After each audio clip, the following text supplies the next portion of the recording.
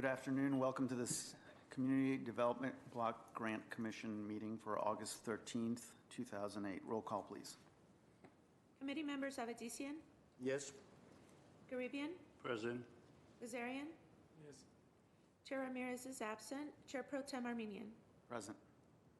The agenda for the August 13, 2018 meeting of the CDBG Advisory Committee was posted on or before Friday, August 10, 2018 on the bulletin board outside City Hall. Item 2 is minutes. At A, approval of the minutes of the February 23, 2018 CDBG Advisory Committee special meeting. Make a motion. Second. I'll second that. Committee members Avedisian, Yes. Garibian, Yes. Gazarian. Yes. Chair Ramirez is absent. Chair Pro Tem Armenian. Yes. Item 2B is approval of the minutes of the May 14, 2018 CDBG Advisory Committee special meeting. Just as a reminder, committee member Gazarian was absent. Any comments or motion? I'll make the motion. Second that. Committee members Avedisian, Yes. Garibian, Yes. Gazarian. Yes. I'm sorry, I just need to clarify, committee member Gazarian, no, I'm sorry, Gazarian. Were you present? You weren't present at that meeting. Did you No. get a chance to watch the meeting online? No. I would suggest that you would abstain from. Thank you. And Chair Ramirez is absent, and Chair Pro Tem Armenian? Yes. Thank you. Item 3 is oral communications. I don't have any cards. Okay. Let's move on to the business agenda. Thank you. Item 4 is business agenda A action items. At 1, review and approve a program planning schedule for the fiscal year 2019-20 annual action plan. At A is a motion to approve the program planning schedule for the fiscal year 2019-20 annual action plan. Good afternoon, Chair Pro Tem and committee members. Although we just started our new fiscal year, we are already looking ahead to 2019 for program planning and funding for next year. Part of this process is creating a program planning schedule that starts on July 1st and goes through to June 30th, 2019. We have that packet here today for you.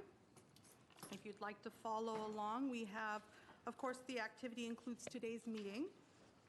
We also have a new item to tell you about. A CDBG open house will be held on Thursday, September 13th for new potential nonprofit agencies who'd like to learn more about CDBG funding. This workshop was put together with direction from City Council to get the word out about CDBG grant funding earlier in the year and allow for new agencies the opportunity to learn the how-tos of applying for federal funds. On September 20th, we have our annual neighborhood public hearing meeting at Pacific Park Community Center, in which we'll conduct a community needs assessment. We'll look at census data, city studies, and surveys such as the South Glendale Plan, the citywide pedestrian plan, and our senior needs assessment that we completed last year.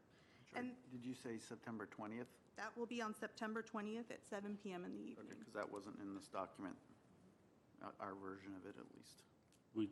We don't have it in our. It should be item D. Oh, it's further up. Okay. Oh, I see. Okay. Yes. I was going along the dates. Sorry about that. We'll be back here in council chambers on October 22nd for the CDBG meeting to approve the needs assessment findings, program priorities, and then the proposed funding allocation plan for fiscal year 19-20. This meeting will also be held on a Monday at 2:30 like today's meeting. So please mark your calendars for that. On November 6th is the joint meeting of the City Council and Housing Authority to approve the program priorities, the proposed funding allocation plan, and the issuance of the request for proposal for the CDBG projects for fiscal year 19-20. We plan on publishing this RFP notice the week of November 12th. On the city's website, in the Glendale News Press, we're going to be sending out mailers and emailing agencies on that to get the word out. Staff will also hold a second meeting for prospective applicants on November 28th, and this technical assistance workshop will go on to explain the RFP process to prospective applicants applying for CDBG funding. So we'll have two workshops, a CDBG workshop, an open house, and then we'll have the technical assistance meeting. And this is, all, again, direction from council. So all the completed RFPs will be due to CDBG staff on December 27th, and that is the submission due date for agencies to turn in their proposals. The week of February 4th, staff will prep those the proposal boxes and distribute those packets to you, the CDBG Advisory Committee, for your review. Please plan to save the date on those calendars for Friday, February 22nd. It's an all-day meeting of the Advisory Committee to review the proposals. We're going to be interviewing prospective applicants and developing funding recommendations for fiscal year 19-20. Now, this past February, we were able to complete those interviews and deliberations in one day, as you recall. It was a long day, but we completed it in one day. But we have tentatively booked Monday, February 25th as a backup date, which would continue with interviews and deliberations. However, this date is totally dependent on the number of proposals we receive and the time it'll take to interview all the applicants. So April 9th is our scheduled City Council Housing Authority meeting to approve the committee's funding recommendations for fiscal year 19-20 and the annual action plan. And then in May, we submit the annual action plan to HUD and begin a whole new cycle again in July. And this pretty much concludes the program planning schedule for 19-20. Do you have any questions? I have one question, actually a couple questions. So going back to council direction, which we heard about trying to encourage and publicize the availability of these funds and the ability to participate. You mentioned that you're going to do this open house on September 13th. How will you go about figuring out who you're going to send out the notice for the open house? That might be different than the pool of applicants that we usually get, because that would be the key to achieving the council's objective. That's an excellent question, Chair Pro Tem. We've already actually sent out those notices, and the way we prepped for them is we received a Excel sheet of list of I'd say over 100 nonprofit agencies from our management services office. And then we collected our own Parks Department's list of nonprofits that we have. We put those together. We weeded out those who don't fit the criteria for CDBG, and we sent out 99 mailers literally last week, I believe. Yes. It's been last week. So the word is definitely out to 99 prospective applicants for Okay, CDBG. and in the 99 are included the usual suspects of who The usual supply? suspects are definitely in there, Okay. yes. And then the balance between those who normally apply and the rest in that 99, those are organizations that the city has had some sort of dealing with that are within the city of Glendale? They are. They're definitely City of Glendale agencies or have worked with the City of Glendale. Even if they're outside of Glendale, they're most likely doing most of their work with clientele in Glendale. Okay. It'll all be dependent on when they attend the meeting and they learn about the criteria to, I don't want to say weed them out, but to see if they want to even apply. Okay. If you could share that list with the commissioners, that'd be great. I'll definitely send that out to you. I'll email you that list. Okay.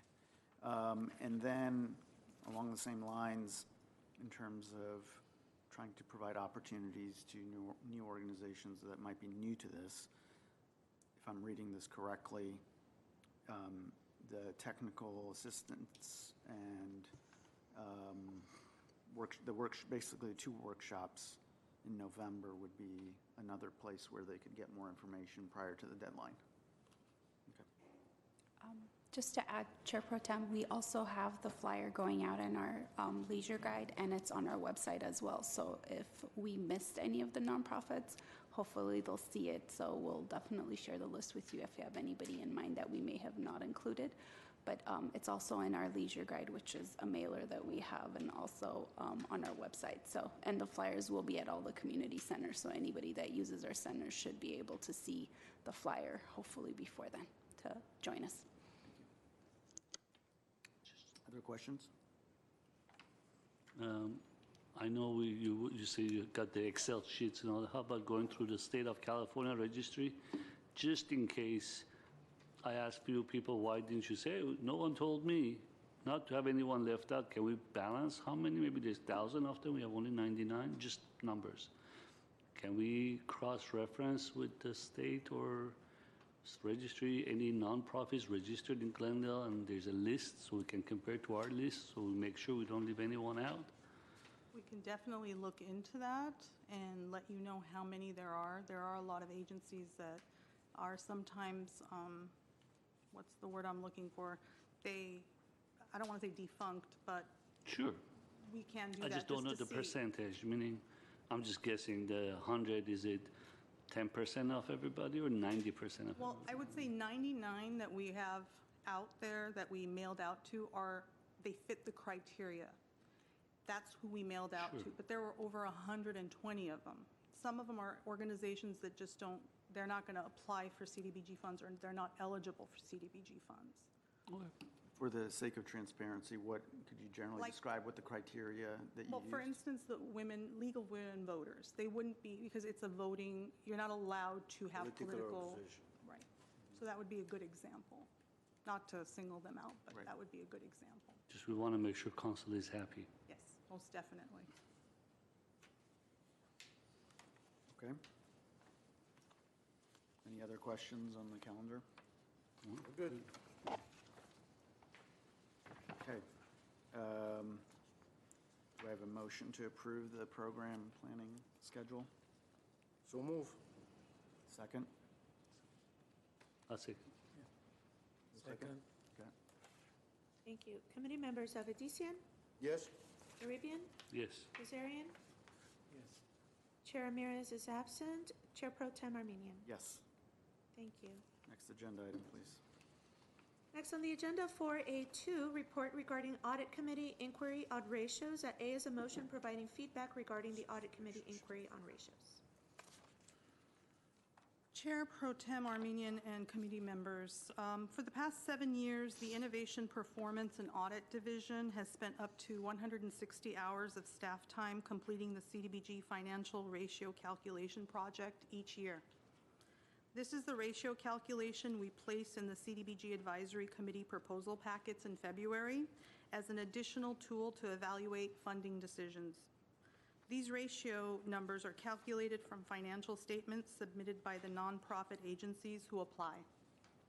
Ultimately, all funding decisions are made by looking first at HUD's criteria of meeting the national objectives, and then the City Council approved pre-qualification requirements for applying. Now, the city's criteria is to evaluate our program priorities, looking at the community need, target populations, demonstrated experience, financial capacity, along with other factors determining recommendation of funds. In April of 2018, CDBG staff attended the audit committee meeting where Jessie Zhang, the internal audit manager who's in the audience today, presented her report on CDBG financial ratio calculation project to the audit committee members. Now, the audit committee had requested some feedback from CDBG committee on a few areas. They would like to know the usefulness of the ratio tool in addition to the HUD and city criteria in the decision-making process. Basically, they want to know the value and impact it has in reviewing the proposals for funding. And this is something you're going to be debating today. And they'd like to know if it is useful in making funding decisions, would CDBG consider having the agencies possibly submit their own ratios as an added requirement? Exploring the use of an online tool that would allow for self-calculation possibly, or maybe some other options we haven't thought of or they haven't thought of. So I think we'll just open the floor to discussion. And if you have questions, both the director of IPA and Jessie Zhang, they're both here, Elena Bobolian. Questions? Should I go first? Good.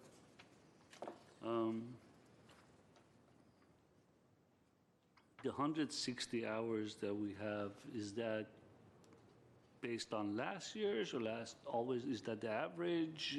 What is how much flex rate? Does it go 260 or?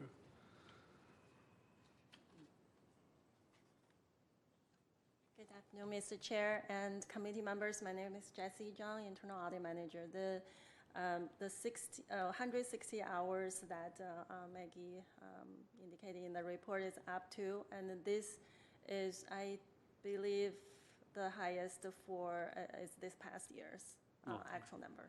So if you have more Close to- agencies, could be more hours. Yeah, so this past year, we performed a calculation for a total of 12 agencies. So as you indicated, the number could well be, a lot higher.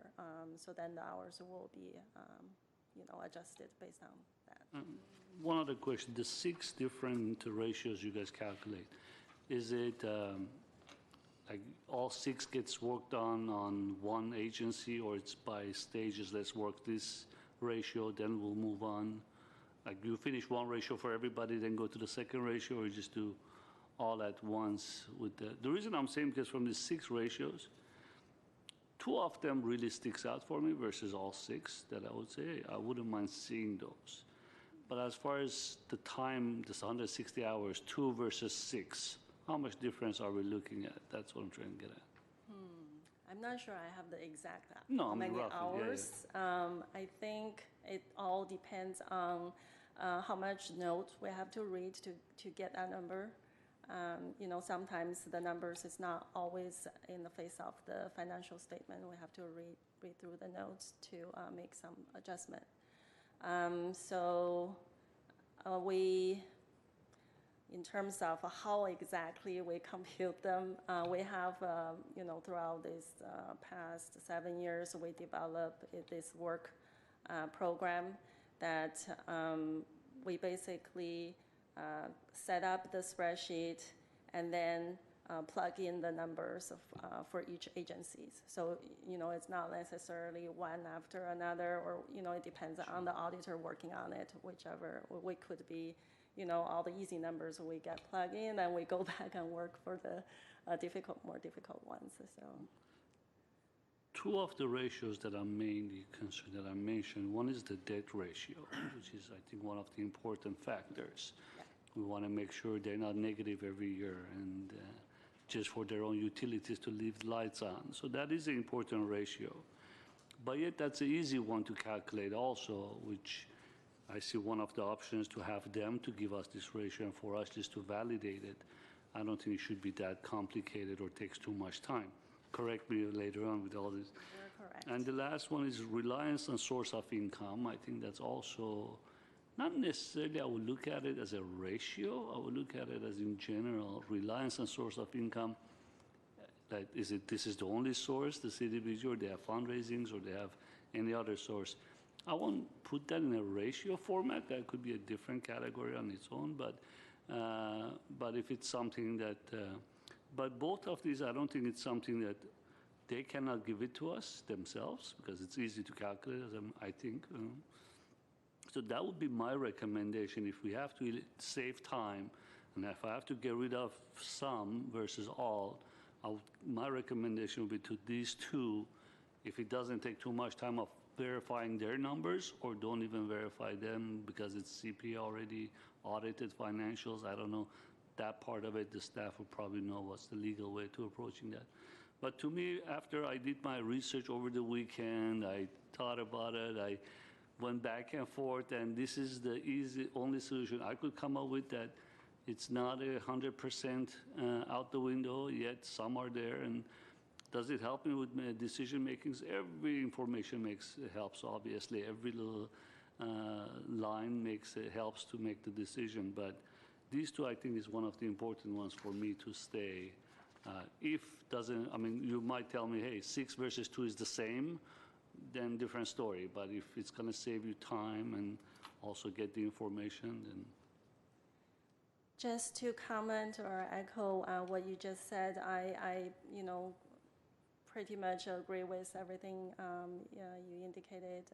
I think the question or the audit committee's inquiry is really not whether this information is useful or not. Of course, the information is useful, and then the city is, feel free that the committee can decide whatever information, we want to look at from the agencies.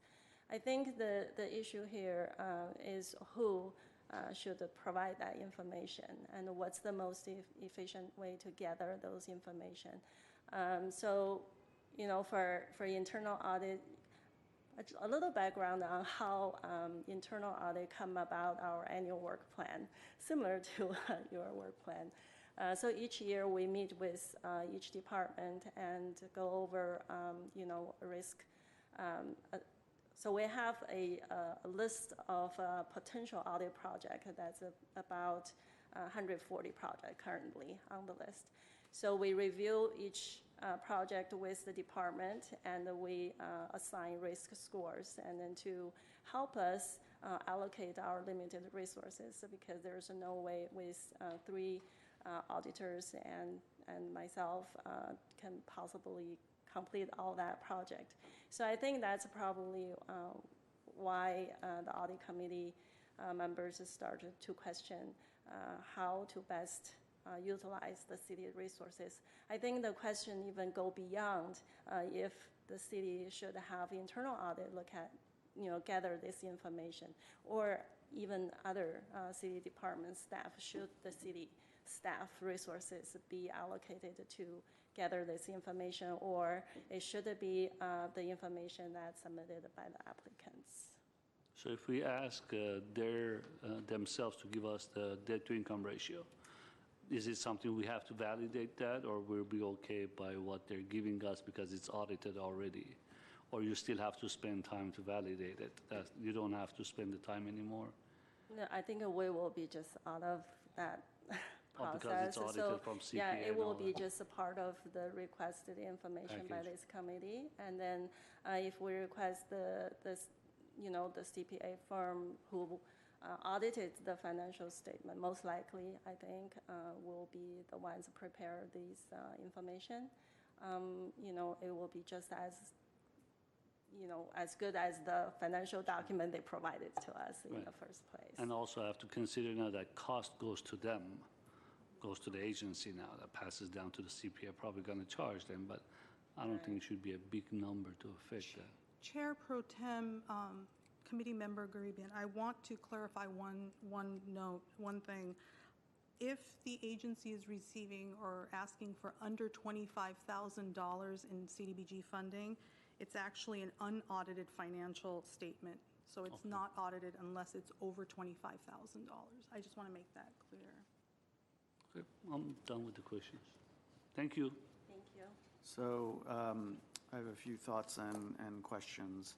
First of all, I appreciate you bringing the question forward because, as they say, just because we've done something for years and years in the past doesn't mean we shouldn't be examining all our processes and procedures. That's how you achieve continuous improvement. So I do appreciate coming forth with the question and questioning past practices. But before we go further in analyzing whether or not the past practice should be modified or eliminated, I guess the question I'll put forth for the sake of transparency and so that the audience can understand for the record how we got to where we are today. Can anyone explain why we put this in place as an additional layer on top of HUD requirements for the city? Because I think that will help guide the discussion a little bit further. I'm going to defer to our administrative analyst, Armina Hunanian, who's been here for 14 years in the CDBG program, who has a historical perspective on how we got here. Thank you. Good afternoon, Chair Pro Tem and committee members.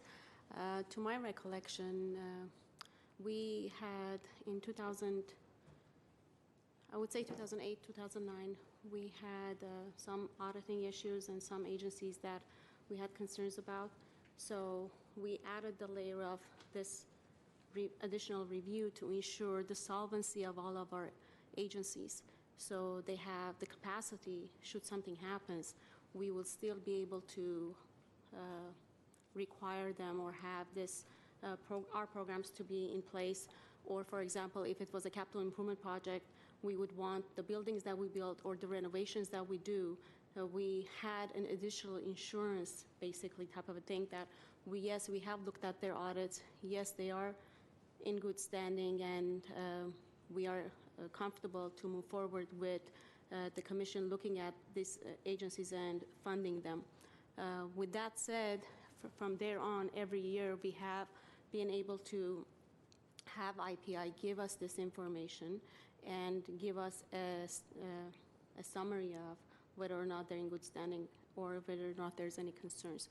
So that's the background without naming exactly what agencies or what happened in the past, but that's what the history of why we have this additional layer. Currently, with our capital improvement projects, we do have deed of trust, and we have that as a layer of comfortable with that. With social services projects, we just have their statements if it's audited statement if it's over 25,000. So currently, those are the layers of insurance to say that's what we look at. Other than that, we don't have any other means Just to clarify, you're saying assurance, not insurance? Yes, Okay. assurance. So, I mean, it is a matter of public record. I mean, this predates my terms on the commission because we're actually still paying back some debts because of that. Every year, there's a line item that deducts available funds because we're paying back funds to HUD based on a situation that we had encountered with some financial Yes, that's issues. accurate. Yeah. So from that is when we kind of put in an additional layer of financial examination. It's not us going and doing a complete audit, so to speak, certified audit of the agency, but it's looking at a few different numbers that gives us some guidance. Mm-hmm. So that brings me back to a point I'd like to make, which is I'll reaffirm my fellow commissioner's point, which is, all data is good data because all additional data gives us perspective when we're doing evaluations to determine kind of who we're going to give potentially funds to. To me, even though I might say all, to me, what am I trying to get at as a commissioner in terms of fulfilling my responsibilities? My responsibility is to look at, one, is the program, first of all, worthwhile, right? How does it benefit this, citizens of Glendale? But then the second step from there is to say, how likely is it that the applying agency will be successful in achieving the goals that they are proclaiming they are going to achieve if given a certain amount of funds? And that then ties into something on a higher level. What is the financial health of the organization so that they are able to achieve those goals? So when I'm evaluating a proposal, I do actually go into the financial statements, audited financial statements that they are providing. I'm not a CPA, so I don't have as much experience as perhaps others do, but I do know a few areas within a financial statement that I can look into. So for example, one thing I typically look at is how much is their budget overall, how much of that budget is going to things like staff salaries, how much of it is going into perhaps a facility and maintaining it, because that's when you can start to pick apart the financial health and whether or not an organization is being efficient with the use of their funds. I've been on the record, for example, where I've expressed some concerns where YWCA had applied for multiple grants, which we gave them, and my concern was how much staff time is there to manage, $500,000 worth of grants, capital projects, because at the end of the day, how many salaried staff do they have to do project management, or are they going to outsource that? So that's when I get into the financial elements of examination. Coming to specifically the ratios, I do like the categories. I guess I would go a little bit beyond the two that was already mentioned, which is debt ratio and reliance on source of income, because I also like the defensive interval and fundraising efficiency. Now, I think when you get into fundraising efficiency, there's no way that the audits team can really pass judgment on that because it's not purely a dollars and cents evaluation. Every organization is structured a little bit differently about how they go about fundraising. So, you know, I would look at that as a point of data, but I wouldn't look at it as hard as perhaps debt ratio and reliance on source of income. Functional cost allocation, again, that goes to some of the things I look at anyway in the statement, such as, you know, staff time, et cetera.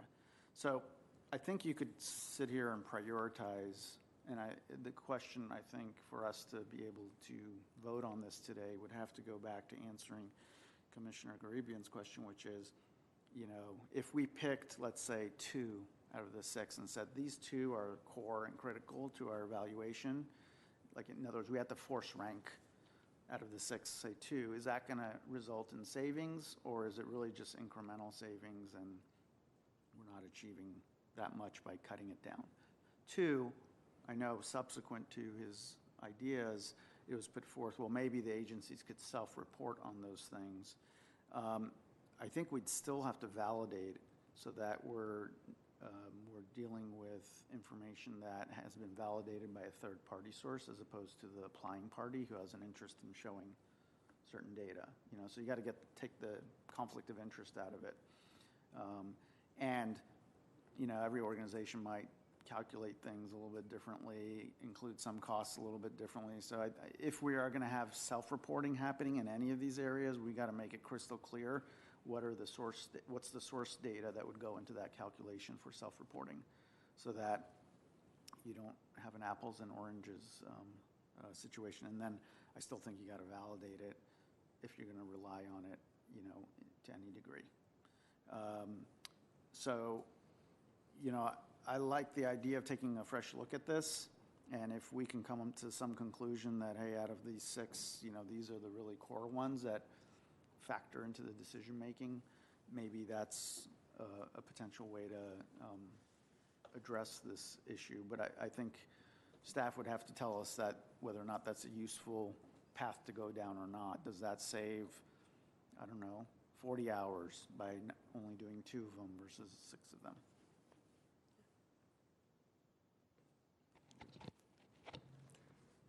Chair Pro Tem, committee members, if I may have the IPI give us a little bit of a time of the time spent, or if we could have you guys report on that.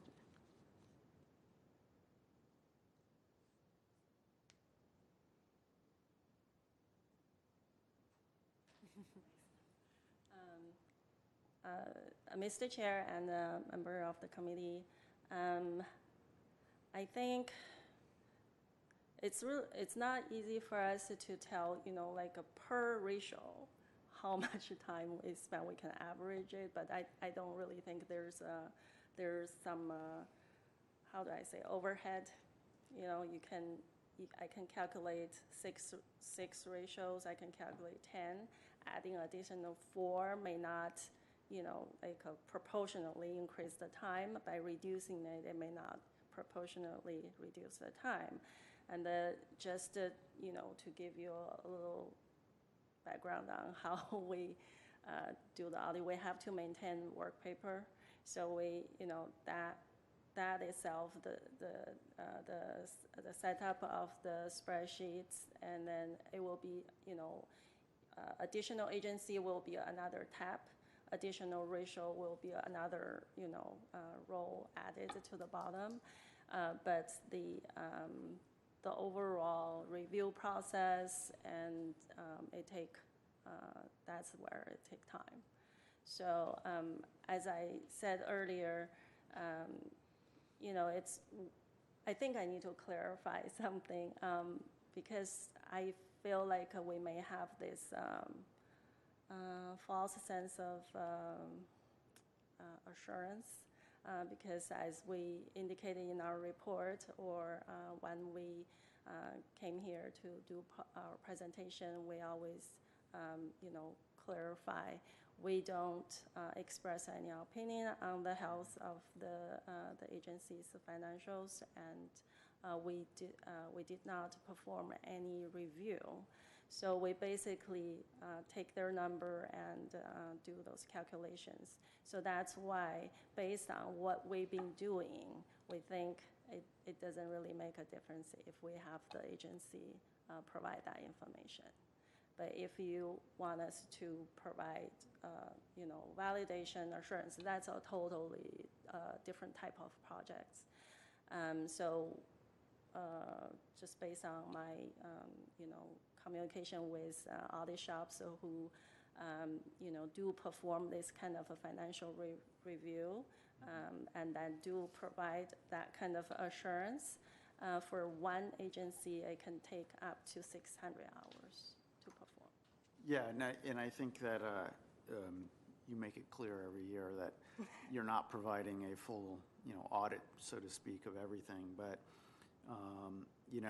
I think if it were to come down to an all or nothing decision, I would have difficulty going with nothing, because this does provide enough value across, kind of equalizes across agencies for me to look at the different ratios between organizations. That's why I'm kind of asking whether or not, at least, if we were to cut down the number of ratios calculated, is that going to save time? But I think what I'm hearing you say is you don't know, because you don't know how much time it might take per ratio. So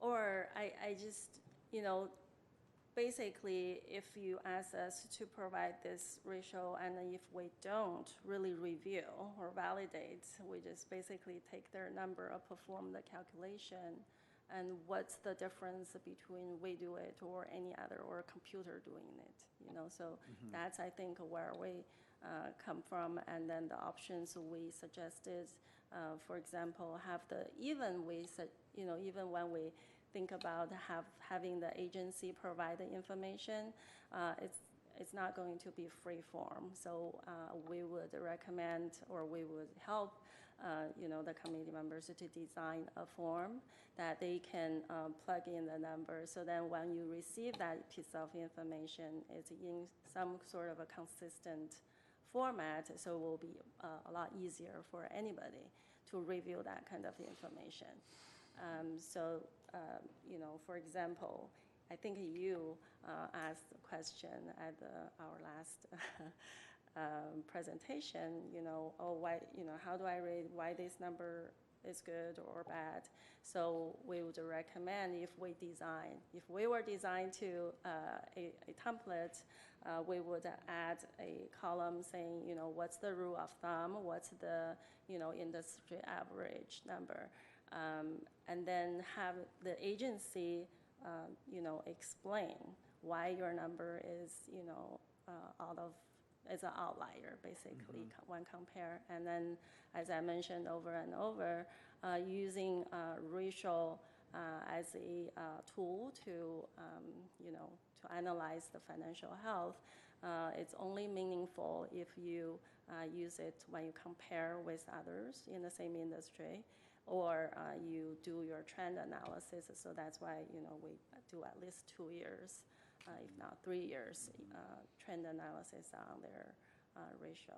So that would be, one option that Maggie put in the report. And then the other one will be, because we're now in the innovation department, so we, try to think out of the box whenever we think about solutions for our clients. So if there's any online tools we can develop that, anybody can go in and perform the calculation of those ratios. And then, we can probably perform even, more frequent or as needed or more timely, rather than wait, a year or two after, the financial statement or after the year end. So it's kind of a little late, delay the information on that. So that will be, I have a lot of thought in these two options, so. yeah, I get my last, comment, then I'll leave it to others to ask some additional questions, which is, I'd want to know that the source data that an agency provides, let's say to plug into some formula to come up with one of these ratios, can't be manipulated. I'll give you an example, debt ratio, right? Obviously, they would be, and I'm sorry, I'm thinking from the negative, but I got to think worst case scenario. So if I'm thinking, well, I want to show that I don't have a very large debt ratio, right? I'm going to exclude this piece of debt I might have on something, and I'm only going to plug this in because that was a personal loan that one of our donors gave to us, and so I'm not going to count it as official debt. I'm just giving you a hypothetical. It would have to go back to, I think, the source data, which would then have to be from their audited records, so that you could have some assurance that there's another party that it's looked at, and they're not just kind of plugging in whatever the heck they want to plug in order to make the formula come out the way they want it to come out. You see what I'm getting at? Yeah.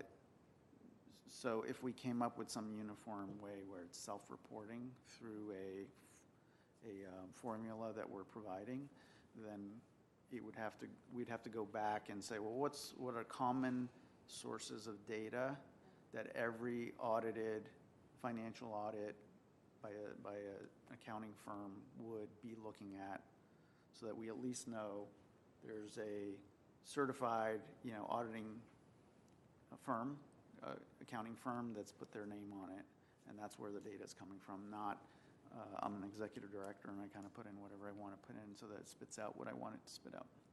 Yeah, I think you probably can make that your requirement. So, you said have the auditor who audited the agency's financials provide that information as that layer of assurance. I doubt they will manipulate that data because they have their license on the line. Right. So.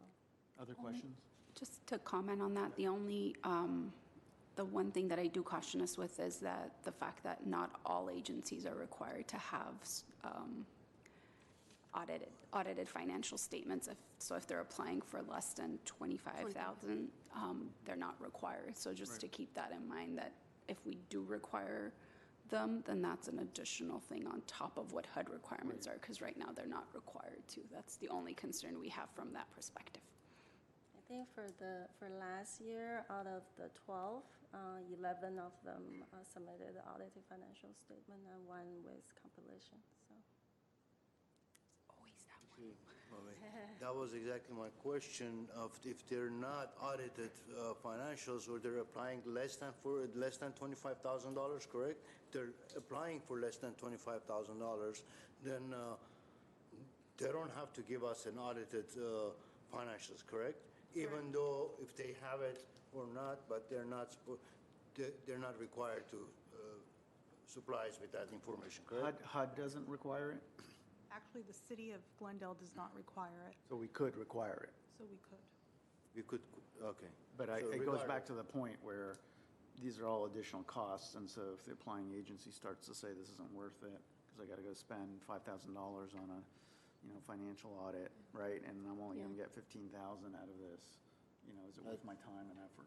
Absolutely. I think a lot of, thank you. You can sit down maybe. We'll call you if we don't want to keep you standing. I think it's a double sword. It's hard. If you want to require that, and the smaller organizations, nonprofits, that they don't have that financial backing to spend that $5,000 or whatever the dollar amount is to do that audited financials for them, in order for them to receive $22,000 funds, and then they turn around and spend half of it for their auditing, then it's pointless. A lot of organizations most likely won't apply. And I think we had an issue last year or year before that they walked away because of it. It just didn't make sense for them to do. However, I think we may require this for any agency to do it. First of all, I like all the stats this year. It's interesting. It's some information. It does not make us, or at least me, to make my final decision on any organization because of it. But it does help. It does help. Every bit helps and gives us a little bit more of a cleaner view of their organization and their health. But then again, year to year, things could change real quickly. Between the time that they're giving us some information, and things can change, and which unfortunately I think in the past experiences we had seen, the city has seen this situation. So nothing is guaranteed regardless. I would say I would let the organizations, whether it's audited or not, I would let the organizations do their own ratios and provide us their own ratios with some backing of their financials. Of course, whether it's audited or not. Then if there is a question, even the staff, I think once you receive the applications, you go through them, you look at them, HUD looks at them, and if there is any doubt of any of the financials, I think, or any of requests, the agency staff can request additional information to clear up that shortfalls or whatever it shows on the ratio, instead of us requiring them, mandating them to do, especially for a $25,000 request, mandating them to do actual audited financials in order for us to we have these ratios. I think these ratios, in my opinion, again, would not make or break our decision what we are willing or we're able to give them funds. So I would say this helpful, but I don't want to I want to release to our staff of doing this work. It's 160 hours, and amongst and everything else that they have to do, I think it's just waste of our staff time. Not necessarily waste, but they can use their time in a better way, in a better position, or for other things.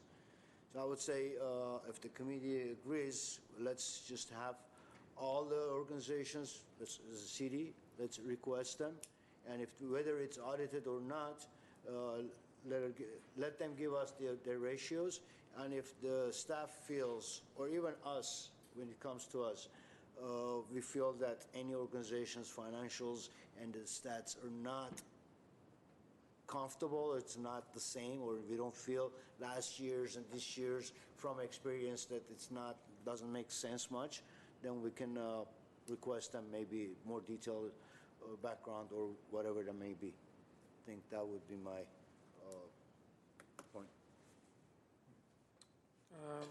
I think it's better if certified accountant to verify all this paperwork audited, and when they submit it, if it's certified with the accountant checking everything, we should trust them and go with it. And once in a while, we can verify it with our own accountant if we see anything suspicious or the numbers are not right. And we can check other cities. How do they do it? Do they do it the same situation? Do they have a certified accountant checking everything, or they just take board of all the non-profit organization, whatever they submitted?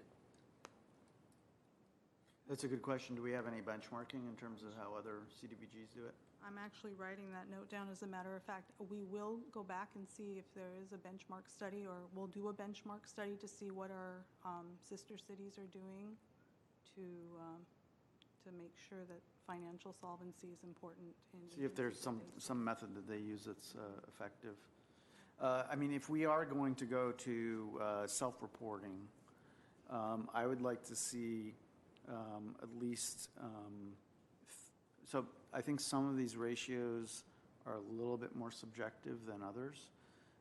I'd like to see at least 3 of them be part of the self-reporting, which are a little bit more straightforward. One is debt ratio and reliance on source of income, which is what Commissioner Garibian pointed out, I would personally also add a defensive interval, which should be pretty easy to calculate, based on the funds that they have. If funding were to stop, based on their monthly spend, how many months would they be able to go with it before there'd be a big problem? Those are probably three kind of more fact-based. I think when you get into fundraising efficiency, it gets a little bit more subjective in terms of what you report, et cetera. So if we're going to go to self-reporting, I don't want this to create this additional huge burden to what is already organizations that are have difficulty in terms of staff time. That's not the point we're trying to make here. So I would at least want to cut it down to the most important ones, and that can be pretty easily calculated either by their auditing agency or even whoever most organizations have an accountant or someone that's doing accounting. So it should be pretty easy to, we need to pick the ones that are easier and straightforward for them to do. Commissioner Garibian? Yeah, just a couple of, an annual financial statement completion, what is it? What possible paperwork do they give for that, to offset that? And it's only for 1 year, if I'm not mistaken, right? Just one. And as far as the CPA giving us the audited for last 2 years, so none of these require tax returns, in other words? Should I go ahead? Chair Pro Tem Armenian and committee members and committee member Garibian, they give us 2 years of their financial audits. So when we get the applications, we get 2 years of it. Consecutive years, we have them provide that. So you have 2 years tax returns. We do not collect their tax returns. We have their audits, and we So have HOD their. doesn't require And it? we also collect their payroll taxes quarterly. Each quarterly, we have them give us their payroll taxes, so we know that they're up to date with that. We can, if the committee members would like, we could collect their taxes as a backup, further backup for them to have. I also want to comment on the fact that the smaller agencies will have been having hard time to provide with the additional, funding to get all these financial statements done. To add more burden to them, I think we're going to have the same concerns we've had a couple of years ago when we lost the small nonprofit agencies. I think this probably would be great to take a look at, maybe agencies who are larger and we are providing larger funding. That probably would be a better way to go, to add more ratio studying and more to that. For the smaller agencies, nonprofits, I do believe we're going to have a concern there, and you're going to have them not apply due to the financial burden to them. That has been the experience, but then again, I don't know for this program year, coming up program year, how we're going to assess that, or if we will lose any nonprofits. The large or the small, I'm not the one to judge that. I can't really tell somebody you're a small timer or a big timer. Small timer could help 100 people that are more needy than a big one. So that's out as far as in my case. But as far as the cost to pass it down to them, don't they usually plug in the expenses when they ask for the funds, whether it's management fees or any other fees, the expenses that they go through? They don't put that. I think I remember seeing that. They provide those fundings. We provide. The funding we provide goes to direct supportive services. Supportive services. Okay. Yeah, not the cost of the financials and stuff. It doesn't. We don't That's cover accurate. that. Well, I believe in the capital programs, there's a project management percentage that they plug in as part of their, it's not for the sake of supporting the application, it's for Right. actually It doesn't spell out the doing the application, work. but it's the work that is done to it. Yep. Yes, it's And- the pre-implementation, correct. And the templates that we mentioned, that's a great idea too. We can give them a template and they can do the work for us. Because as you said, audited, not audited, if it's not tax returns really, everything else, it could be typed up in a different way, just how you look at it, glass is half full or half empty stuff. But if we have them punch in, it does most of the work for them, and we can just see the ratio. If we have a template, that's a great idea. But as far as number of adding one more to it. If something template, we'll take care of it, and they don't have to spend the time on it, and we can just see those numbers ourselves.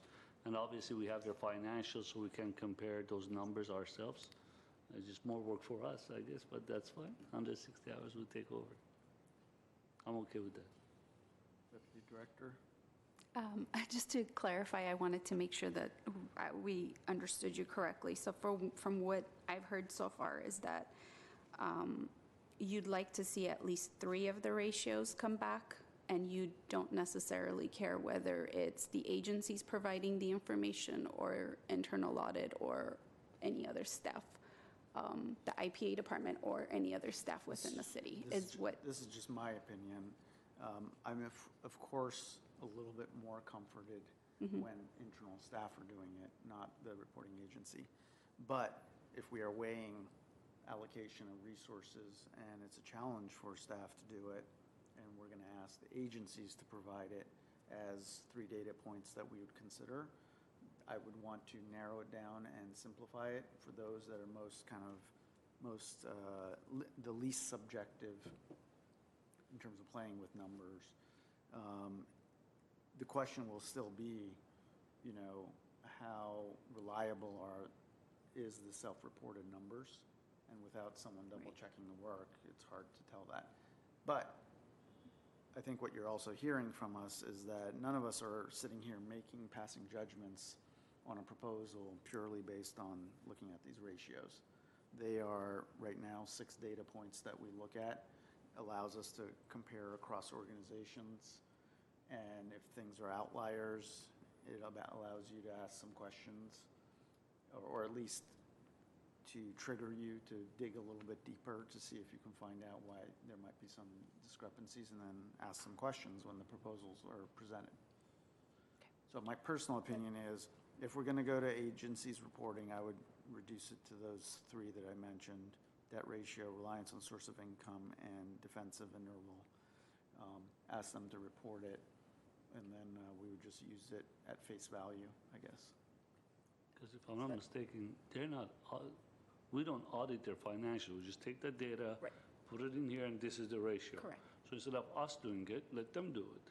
I mean, if Correct. that's the only difference, right? Right, and I think what, from what I hear Pro Tem Chair saying is that he just feels more comfortable if it's staff pulling out that information to put in that ratio versus the agencies. But yes, essentially it's the same thing, whether it's our staff doing it or their staff.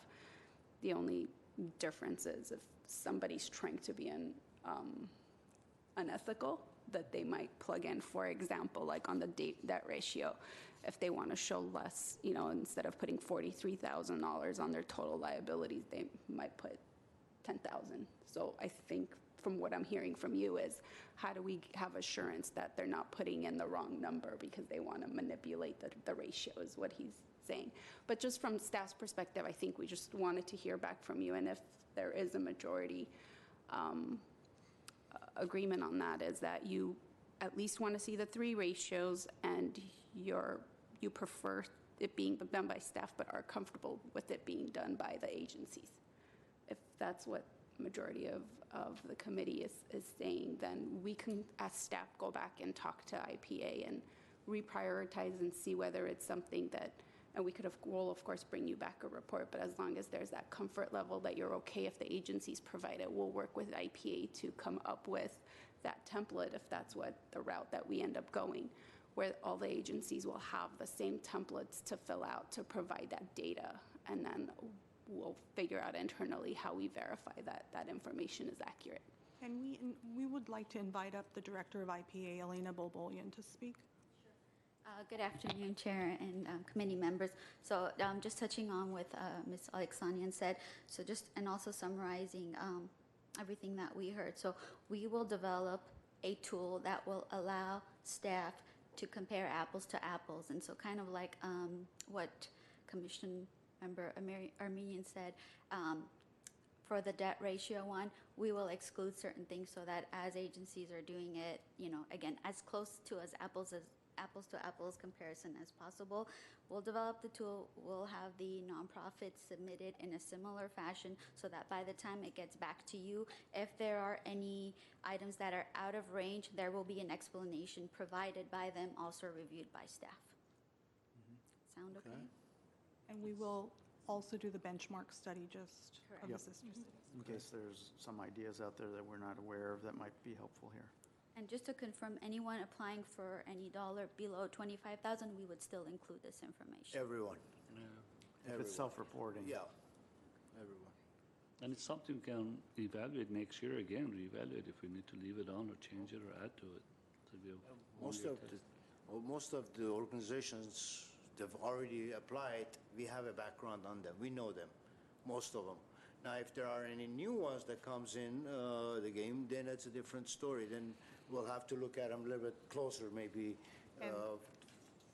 as a learning process for us. And I'll be honest, that is what we have to be mindful of when we sent out those 99 mailers. That's something that's kind of looming over our heads as well when we were discussing with IPA on how to go about using this tool or not using this tool.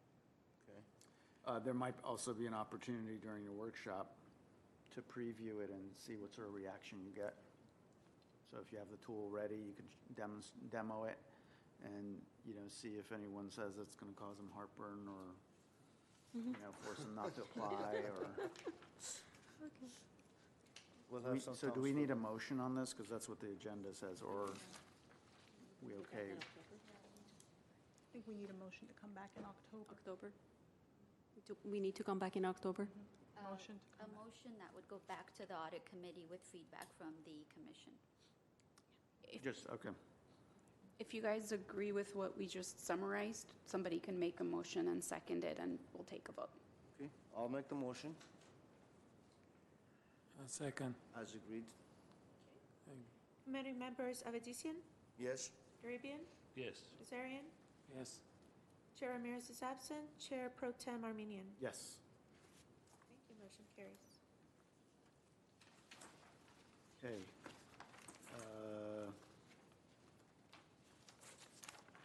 Next is 4B reports. Correct. 4B, reports information only. At 1 is receive report regarding final fiscal year 2018-19 CDBG funding allocation from HUD. Chair Pro Tem, members of the committee, we're going to be asking you to direct your attention to our television screen because we have the fiscal year 18-19 funding allocation from HUD. We also have the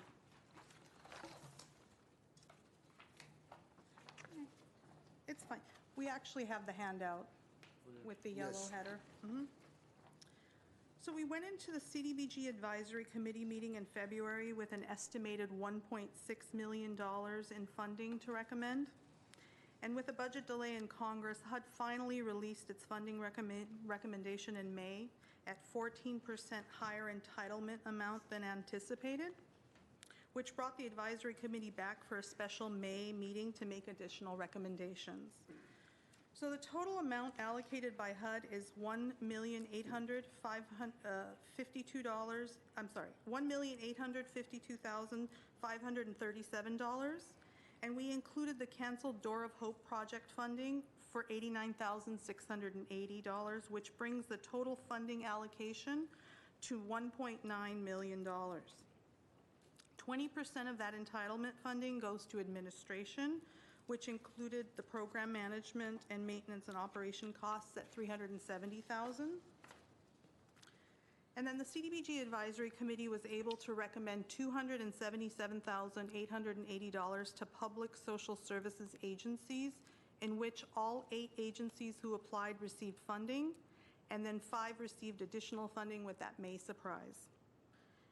Our city's CIP projects remained at $640,000, which includes the homeless housing project, Section 108 loan repayment, and the Pacific Park Playground and Pool Shade Structure project.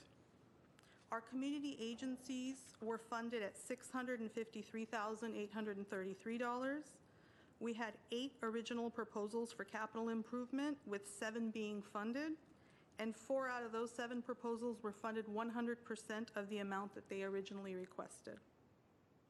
We are currently working with our finance department to close out our 17-18 fiscal year to see if we have any program income or fund balance remaining. And staff will come back to the committee in October to present the findings or the amounts for further funding allocation for carryover into 19-20 fiscal year.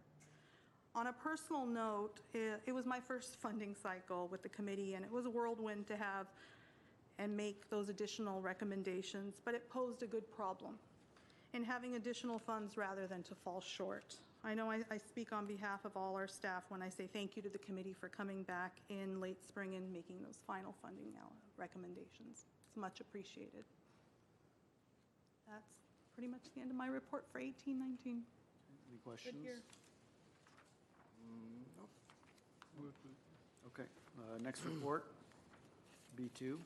Next is item 4B2, receive report regarding status of fiscal year 2019-20 federal HUD budget.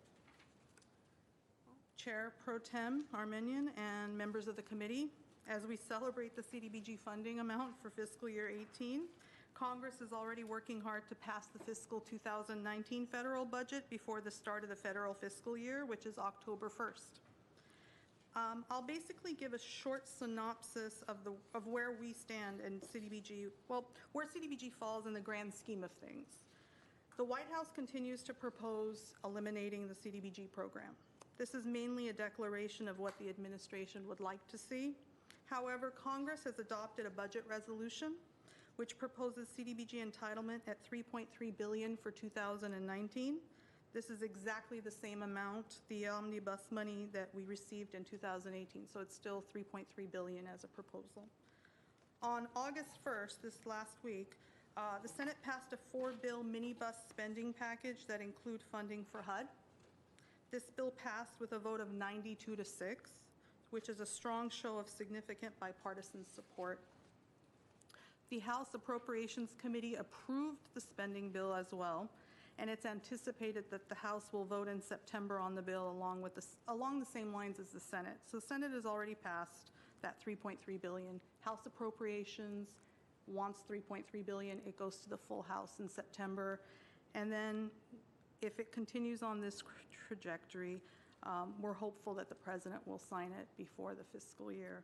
Now, we're definitely going to keep the committee updated on any new developments from DC, and our National Community Development Association, who advocates on behalf of CDBG programs, are pretty good at giving us the updates as they come. If you have any questions? Quick question. I know last year or year before, some of our staff members went to DC and with HUD, meeting with the HUD and trying to basically solicit more money or at least keep the status quo. And that was, is that a one-time deal, or is there something set that our staff is planning to go, or it's going back in, is there a need, is there use for it, does it help keeping the funds, as we understand that the federal or the president's plans are that's to completely, do away with this program completely? I think that when we saw in 2018 the increase, not just status quo, but an increase in CDBG funding, we are hopeful. We will be waiting for September to come to see what happens then. The way it looks in the Senate is a good indication. We're hoping that the House is going to be along the same lines as the Senate, which most likely it will be. I don't think any district doesn't want money in their cities, so we're hopeful. We are not going to DC, but we are writing letters. I know Armin and I have been very proactive in doing so. We've been writing letters to our congressmen, and I'll be honest, our National Community Development Association, we had just gone to their conference in June. They were very hopeful as well. So it looks like a promising situation, but again, we'll wait and see until September comes around and where that is, where we are with that. This is a very they're calling this minibus bill non-controversial, so it doesn't have a lot to do with, and I'm not going to get into the politics of it, but it doesn't have a lot to do with the White House's wanting the wall and whatnot. This is very much hopefully we pass it, we move on, Nonpartisan. and, yeah. Thank you. No inflation increase, right? Just same amount. Just checking. Something that I've said in the past to, when we've had receptions with some of our recipient organizations is you might want to offer them the opportunity to communicate with their elected representatives to communicate how important the funds are to their organizations. It would be good for kind of their representatives to hear from the grassroots level. Absolutely.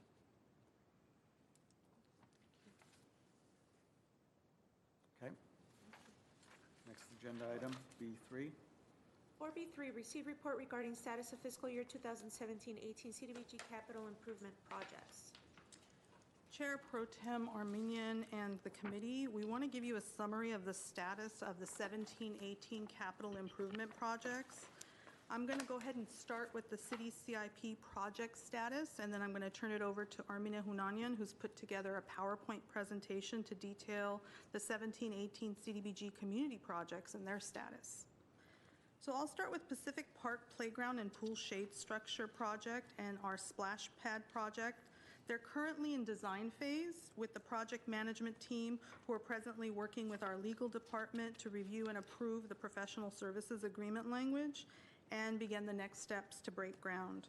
Work includes installing permanent shade structures to 2 playground areas and near the Pacific Park swimming pool area.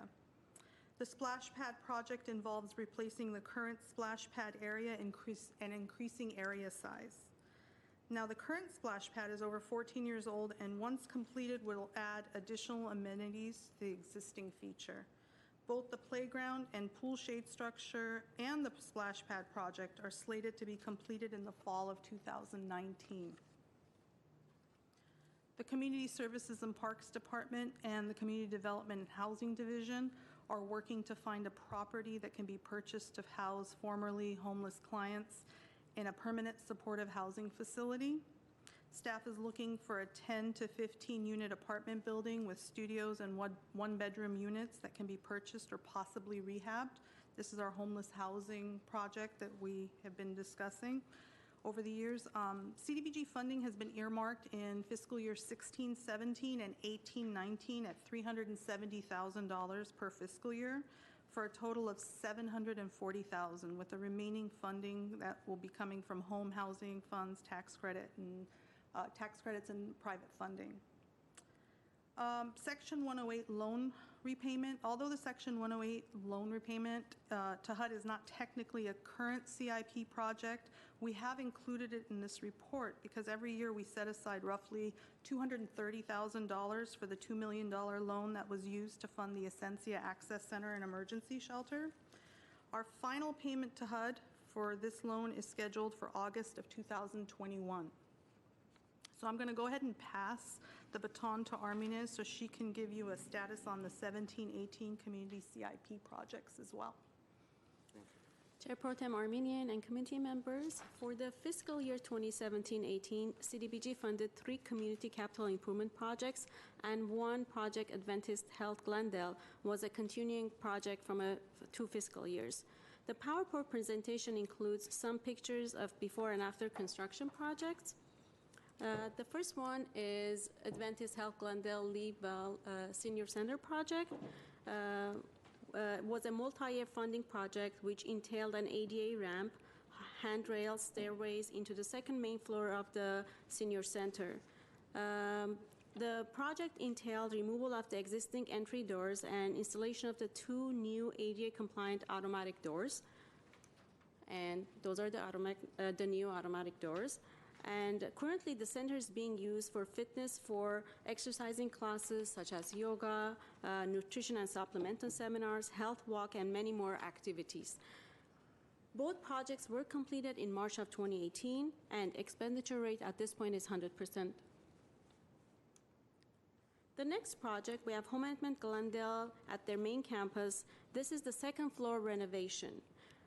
The renovation of the 2nd floor of the main campus for home amendment included removing and disposing of the existing carpeting and flooring of their media rooms, 6 meeting rooms, library, and second floor hallways and the stairways. The flooring was replaced with a commercial hard surface flooring, and it was replaced by the old carpet that they had. This project was completed in May of 2018. There was an unspent funding of $3,150, and this was due to the fact that the bid came lower than what we funded them. So expenditure rate at this point is 95%. The project is completed, and the building is being utilized by home maintenance and all the staff and the youth programs. So what happens to that remaining amount? It goes back to the CIP capital improvement project. For next Yes, for year. next year, yes. The next one, we have Home Maintenance North Campus, which was the installation of the new gymnasium flooring. This project was a replacement of gym flooring in a 16,000 square feet area of the gym floor. The floors were replaced with installation of maple flooring for volleyball and basketball courts. We had the drawing of the game lines, installing of the ramps, and the doorways. This project was also completed in May of 2018, and the expenditure for this project was 100%. And this is the before and after during the construction, and the completion will be the last picture on the screen. Finally, we have YWCA of Glendale Fire Sprinkle and ADA project. This project is in its early stages of construction. The construction began in July 10 of 2018. The project involves a renovation of a fire sprinkler system and a fire alarm system in a building 1 of the YWCA, and constructing an ADA accessible ramp to the main entry of the building number 1. The building is a big building, so they have a building number 1 area and the building number 2 area. Oh, sorry. This project currently, the estimated completion date for this project is December of 2018. We just received the first pay application, so the expenditure rate at this point is 0, but within the next couple of weeks we will be drawing down because we did the demo. We have, as you could see, we have the settings for the concrete pouring, and it's going pretty smoothly so far. Any questions or comments on community capital improvement projects? I have one question, which has to do with more of the community knowing that the city is providing benefits back to them. So all these projects that you see, whether it's the gym floor or what have you, is there any sort of communication that's done back to the people who either are members or are users of the facilities, a plaque or something that shows that CDBG funds were provided to allow for that sort of capital improvement? Should I answer? In previous years, we used to do open cutting ribbons or open houses, and we had some plaques that was given through different agencies. However, the last, I believe, 6-7 years, we haven't had that, but that's a very well point taken. We could start getting that going with us. This new project that is being completed by December, we will ensure to have a ceremony and informing the public and doing that. Yeah, and I don't mean to, by the way, I don't want there to be additional expenses incurred, but it would be good to figure out with the recipient agencies some form of communication that goes out to their community of people who use the facilities to know that, this new gym floor was, provided due to the city of Glendale investing in the facility and the community. I mean, it'd be good to get some credit back to the city, to the city council, so that they know that, didn't just happen. So whether it's a mention in a newsletter, that they might send out, or something, figuring out whatever the appropriate thing is without going above board, overboard on it.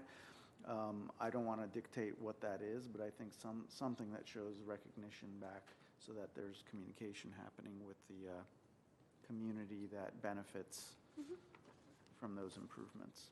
That is a fantastic idea, and it goes back to what you had said about our fiscal year 2019 federal budget, where if the members who are benefiting from these dollars and enjoying the facilities can go back and tell their Congress members. It's a great idea. Yep. Thank you.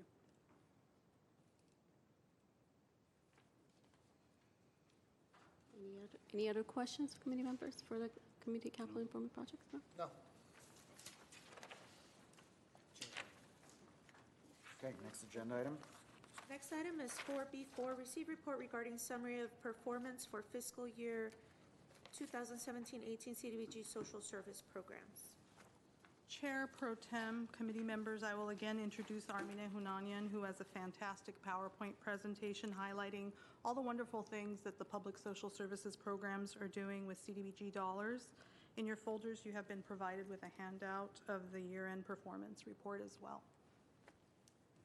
Chair Pro Tem Armenian and committee members, for the fiscal year 2017-2018, CDBG had funded 8 social services projects and a PowerPoint presentation. This PowerPoint presentation includes pictures of the programs in action. The social services program year-end performance and expenditure report is provided for your reference while we go through the PowerPoint. So the first project we have is Door of Hope Transitional Housing Program. This is an after-school program for children from kindergarten to 8th grade who reside in Door of Hope. The program provides housing, intensive case management, access to job placement, mental health, and counseling and life skill classes. Door of Hope has served 17 out of 20 households. The total served is based on the 13 units available throughout the program year. And number of families served is contingent upon how quickly these households complete the program, exit or vacate the units. Agency's expenditure rate is 100%, and both outcomes have been met. The next slide is Armenian Relief Society Community Outreach Project. This project provides ESL, job training, counseling, social services to low and moderate income persons, primarily targeting individuals, families, and seniors who are newly arrived and have limited English ability and are unemployed. Armenian Relief Society has overachieved its proposed number to serve by 15 individuals. The goal was 100, and they have served 115, which is commendable, and it reflects the needs in our community for our social service programs. Armenian Relief Society has met both outcomes for this program year, and agency's expenditure rate is 99.97. They left a balance of 1496 from this program funding year. The next program is Housing Rights Center. It's the Fair Housing Program. This program is designed to outreach throughout the community by conducting 2 workshops during their fiscal year, one for tenants and one for landlords, informing them of their legal housing rights, responsibilities as landlord and tenants. The program assists in receiving complaints from tenants or landlords with opening housing discrimination cases that also includes resolving conflicts over evictions, deposit returns, rent increases, and many more landlord or tenant issues. Housing Rights Centers has overachieved the proposed numbers to serve by 93 individuals. Goal was 500, they have served 593, which is again commendable. Housing Rights Center has also met both outcomes of their programs, including 100% of their expenditure rate. The next program we have is Catholic Charities of Los Angeles Homeless Prevention Program, Loaves and Fishes.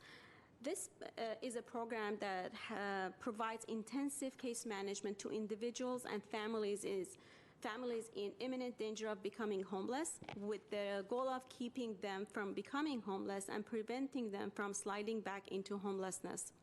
Catholic Charities overachieved its total number to be served from 20 households. The goal was to serve 60, and they served 80 households, which is remarkable.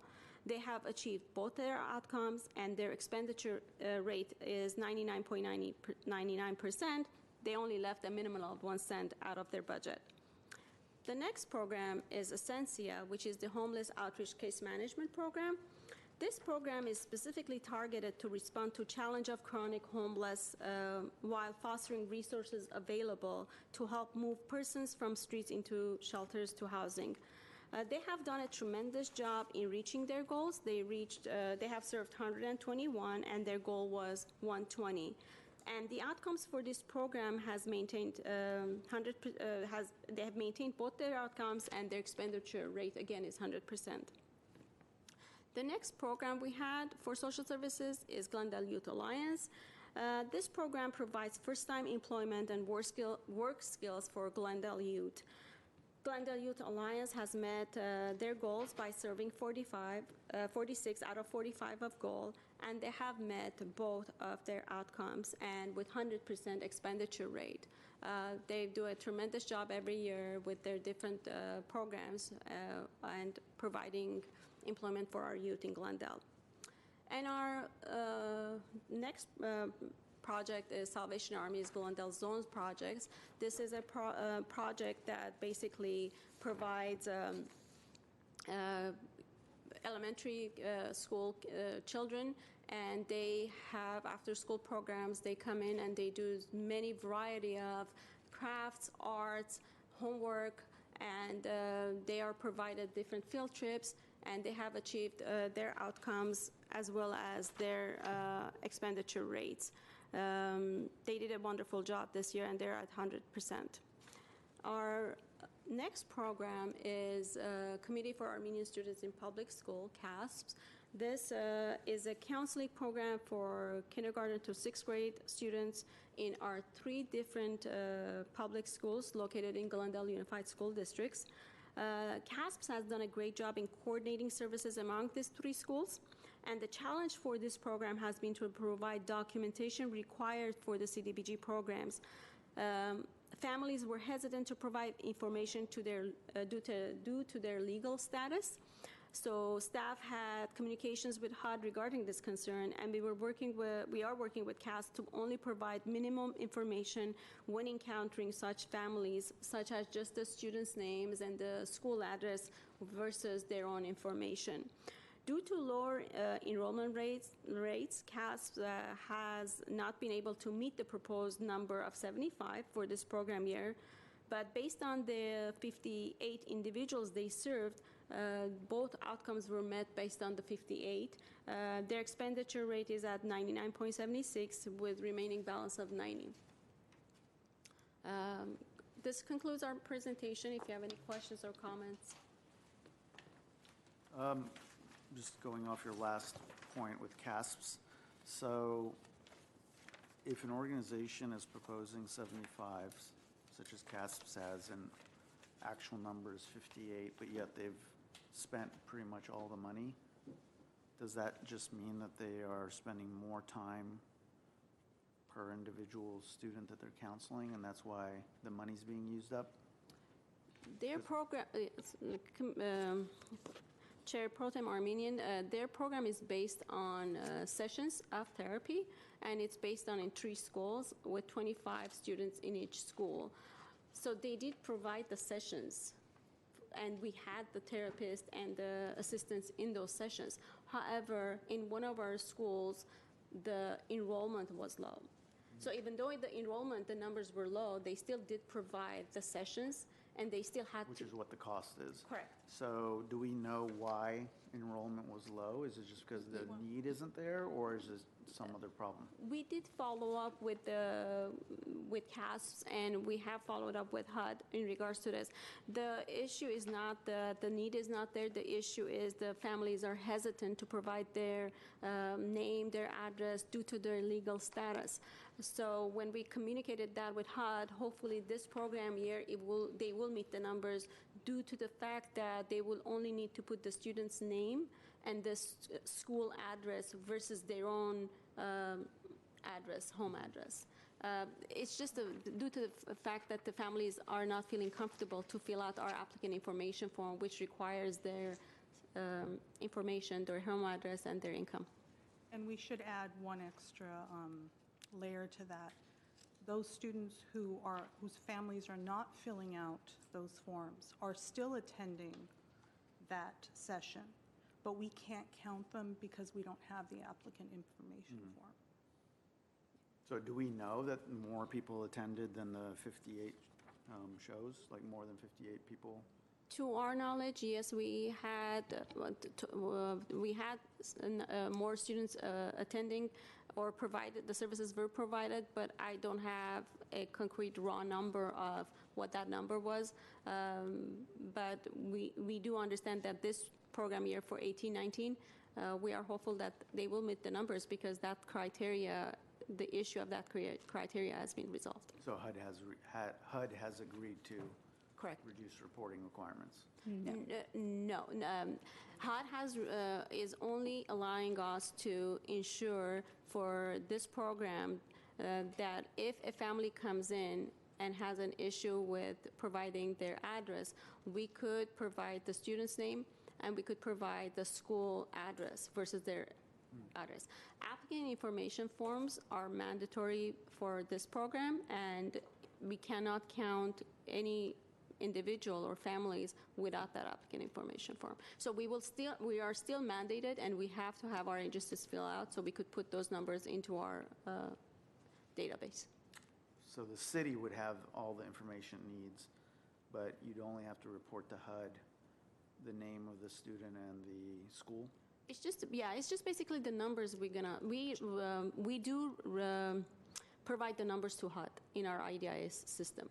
The remaining, the applicant information form, and which has their race, ethnicity, and different categories, we provide that information, and we are mandated when we get audited to provide the original applicant information forms for each family individual that we do serve. Just to clarify, it's basically the applicant form that they need to fill out. It requires some personal information, including their address. So people were just hesitant to provide that, which is why we don't have the applicant forms in order to count the number of people served. So going forth, HUD has okayed that they use the school address versus their home address. In the same applicant? Correct, in the same form. So the form's still required, but the requirement to provide their personal information is Kinda not the masks it at same. least a little bit. Right, so if a family does not feel comfortable, they could provide the school address, and HUD would accept those forms. So that's what the difference is, and that's why the agency says they've served more people, but because we don't have the applicant forms, we're unable to verify that those people were served. I have something I wanted to bring back up. It, I think, got lost in the transition of with the staff changes with the commission. I had brought this up, I want to say, either a year ago or a couple years ago, which was, I think it would be informative for us moving forward when looking at both the social service programs and the capital programs, since we do know that, you know, we've had some of the same organizations applying and receiving funds over many, many years, some going back further than any of the sitting commission members of this commission. Do you have some sort of ongoing tally or spreadsheet that would show, for example, that Door of Hope, let's say over the last 10 years, how much have they received of CDBG money in total, going back as however far back we can go back without it becoming too much of a burden. I think it would be instrumental in having that sort of view. And I think it would, not that it's going to affect our judgment of individual proposals in any given year, but it's good to have some sort of kind of institutionalized and historical track record that we have given to X organization over the last 10 years, a total that's totaling, I don't know, $700,000 over this many years. I think council members would find that useful as well. So it would be good to have that sort of historical track record if that's possible to do without, like I said, it taking 160 hours. Just to give a side note, we basically have it each program year, and it shouldn't be difficult for us to tally it. I have all the program years that go back to 2005-06, so we keep a spreadsheet for each year of our funding, and it's here, and we refer it back all the time, so it will be very easy for me to. I think that'd be a good practice just to do it, and then you add That should not be. organizations, you just add them to there, and then they start with whatever they start with. Because typically, organizations will continue to reapply. And then we also, based on council direction, particularly Councilmember Agajanian, who brought this up, I remember, was this concept of also diversifying the pool of recipients and so when we look at things, we can also kind of use that historical reference as a guide to at least know how much we've given where over the years. And then, as of, let's say, whatever year, we start giving to another organization, being able to go back and reference those things for council members when they have that sort of question is helpful, I think, for them to have the right perspective. Definitely, we'll get that to you. And we can include that in the February packets. Yeah, that'd be great. Regarding homeless housing projects, where are we going with this? Obviously, it's still there and looking, and how long and how much and what happened. Chair Pro Tem Armenian, members of the committee, it is still there. We are working with our housing section to locate a property. There were a few that we looked at the past couple months.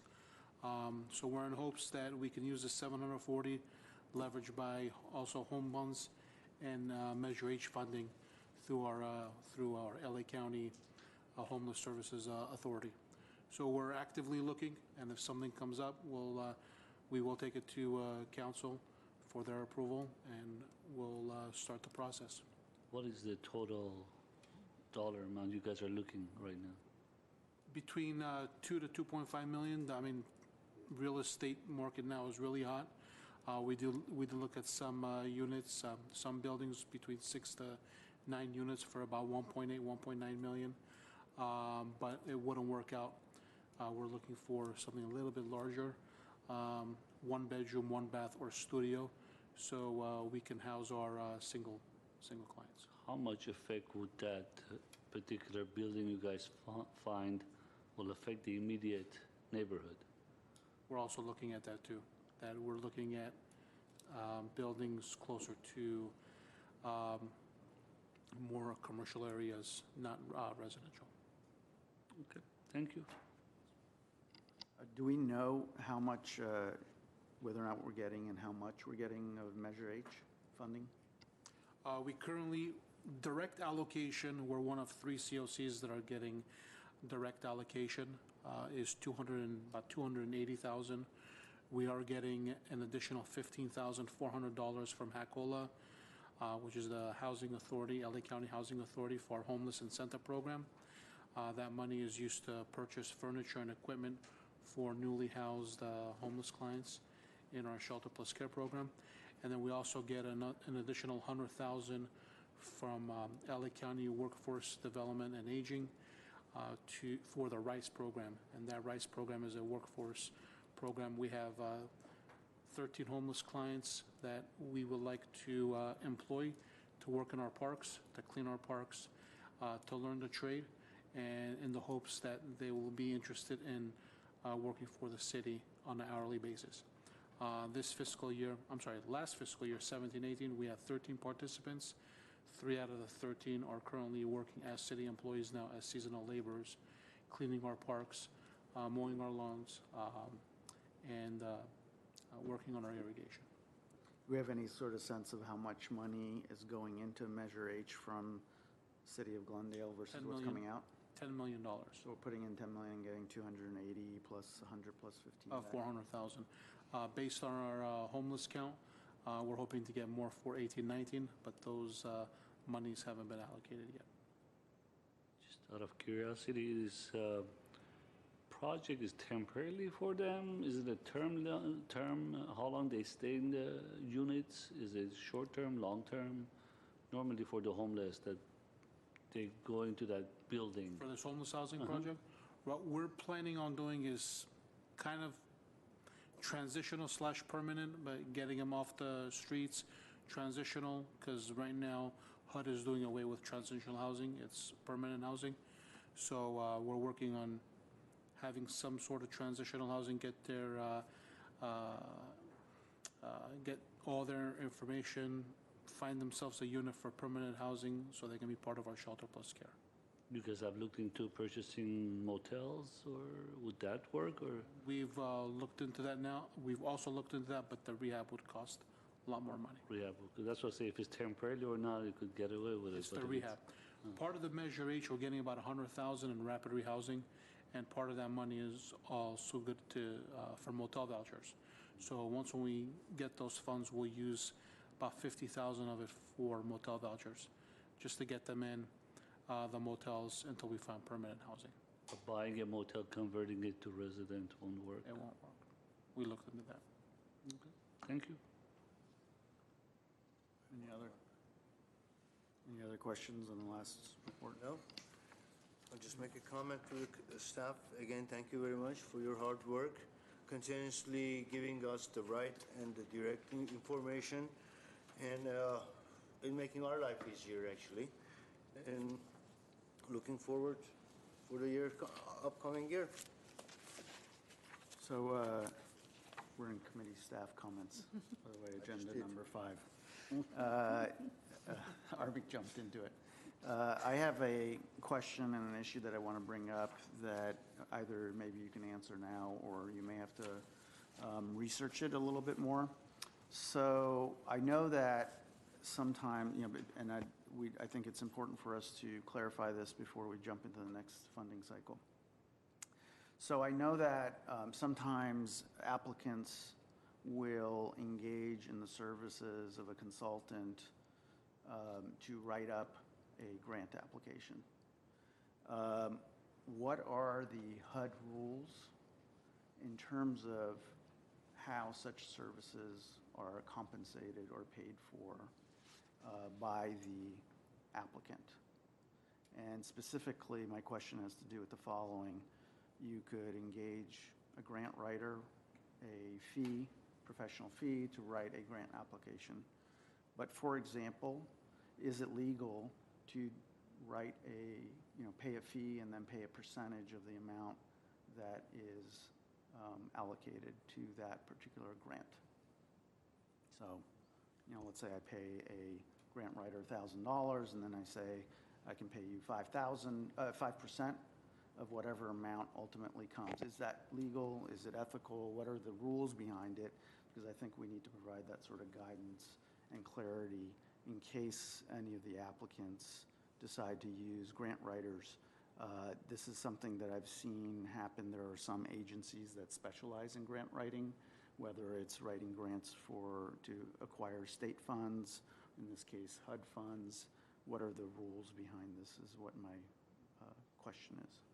Chair Pro Tem, just for clarification, is it specific to HUD funds or it doesn't matter what kind? So for example, is the question related to 5% of the HUD funds that they get granted, or is it okay to pay out of a different funding source and as long as they don't touch the HUD funds? Or does it make a difference? Whatever the rules are. Okay. But your question is specific to HUD funds, correct? Yeah, well, so for example, if the compensation is tied to what amount of HUD funds they get. Correct. Is that ethical? Is that legal to do that? Or must it only be a flat fee or whatever, an hourly fee? Sometimes grant writers will work by the hour. Sometimes they'll say, I'll do it for $1,000, whatever the amount is. I know an agency out there that, for example, they won't touch anything for less than a $5,000 fee in terms of writing a grant application. And that's all they do. They just churn out grant applications specifically on state funds for school systems, for cities, what have you. What are the rules by which you have to govern yourself through if you're engaging in the services of a grant writer to write any sort of grant application for the CDBG funds? If I may, Pro Tem Chair Armenian, CDBG funds are only used for direct services. For capital improvement projects, they are only allowed to use for construction. Any pre-implementation, such as architect's fee, spec writing, everything else, the agency itself pays for it. So we already have those systems in place where our agencies are not allowed, and we do not pay for any indirect cost or anything that has to do for capital improvements prior to construction. We only pay for construction fees, and for social services, it's only for direct costs of the program. So if that answers your question, Partially. okay.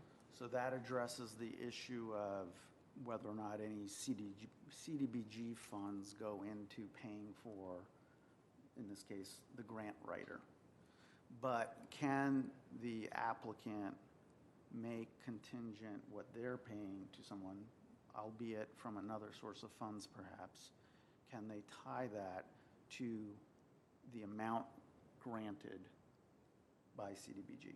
In other words, can they incentivize the grant writer by saying it's tied to how much, how good your application is and how much we get, for that application? We could take a look at that, but generally speaking, 100% of our agencies leverage those funds out of their own funding. But we could definitely take a look at it. Yeah, if you could take a look at that, maybe the city attorney's office can give some sort of perspective on that in terms of the ethics of it and the optics. I just want to make sure that we're giving appropriate guidance to our applicants in terms of what that might look like. Because like I said, some write their own applications and grant applications, some people outsource it.